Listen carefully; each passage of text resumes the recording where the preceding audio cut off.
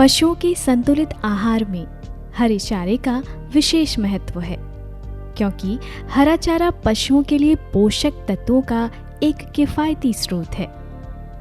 दूध का उत्पादन तेजी से बढ़ाने के लिए पशुओं को अच्छी गुणवत्ता वाला चारा देना आवश्यक है।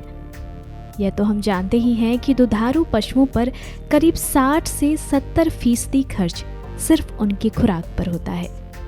इसलिए आवश्यक है कि पशुओं की खुराक उनके उत्पादन के अनुरूप उचित एवं संतुलित हो, जिसमें सभी आवश्यक तत्व जैसे प्रोटीन, खनिज लवण, विटामिन, वसा, कार्बोहाइड्रेट एवं जल संतुलित मात्रा में सम्मिलित हो।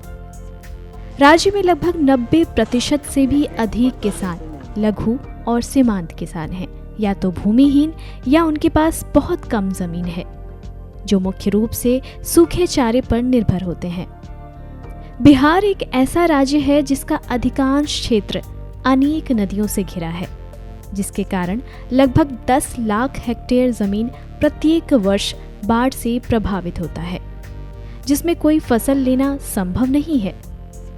हरी चारे की कमी के कारण प्रायः पशुपालक सूखा चारा और थोड़ा बहुत दाना ही अपने दुधारू पशुओं को खिलाते हैं, जिससे पशुपालक को जितना उत्पादन मिलना चाहिए उतना नहीं मिल पाता है।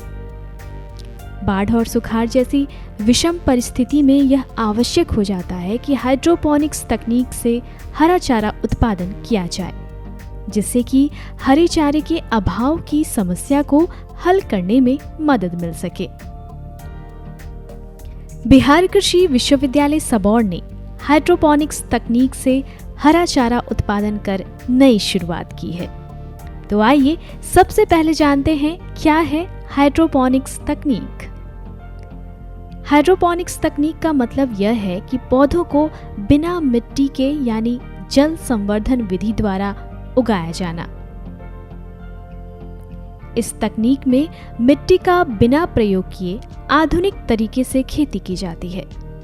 खास बात यह है कि इसमें किसी भी प्रकार का केमिकल या पोषक तत्व किसी भी माध्यम से फसल को प्रदान नहीं किए जाते हैं। केवल शुद्ध पानी और अंकुरित बीजों को तापमान नियंत्रित कर फव्वारे द्वारा सिंचाई का प्रबंधन करने से सफलतापूर्वक हरा चारा उत्पादन किया जा सकता है। हाइड्रोपोनिक्स चारा उत्पादन करने के लिए किन किन सामग्रियों की आवश्यकता पड़ती है, यह जान लेते हैं। सबसे पहले तो आपको तापमान नियंत्रण कक्ष या हाइड्रोपोनिक्स चारा मशीन की जरूरत होगी।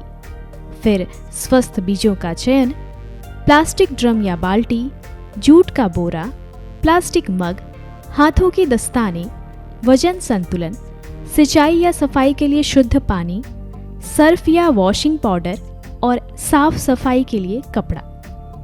इन सभी सामग्रियों की लिस्ट बनाकर इकट्ठा कर लें।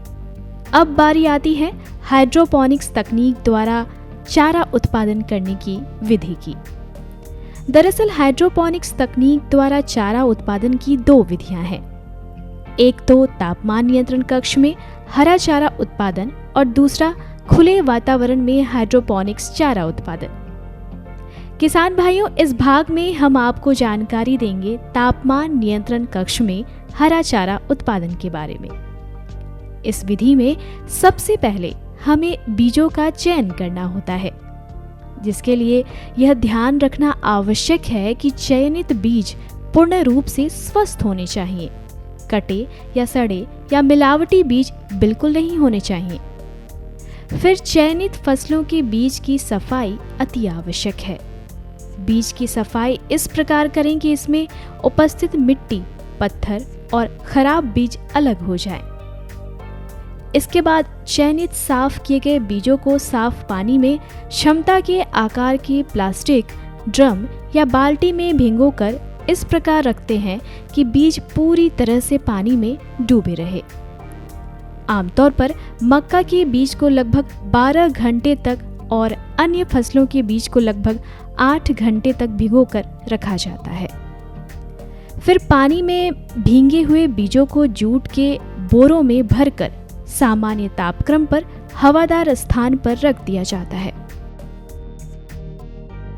सामान्य परिस्थितियों में मक्का के बीजों को भिगोने के बाद लगभग 12 घंटों या अंकुरित होने तक रखा जाता है। इसके अलावा अन्य फसलों के बीजों को लगभग 36 घंटों या बीजों के अंकुरित होने तक रखा जाता है। इसके बाद इन बीजों को ट्रे में डाला जाता है।